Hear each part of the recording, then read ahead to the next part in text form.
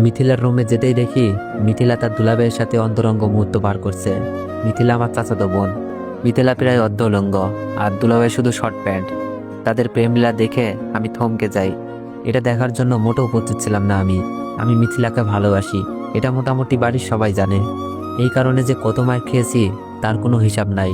আমাকে বরাবর বলে দিয়েছে মিথিলাকে নিজের বোনের মতো দেখার জন্য।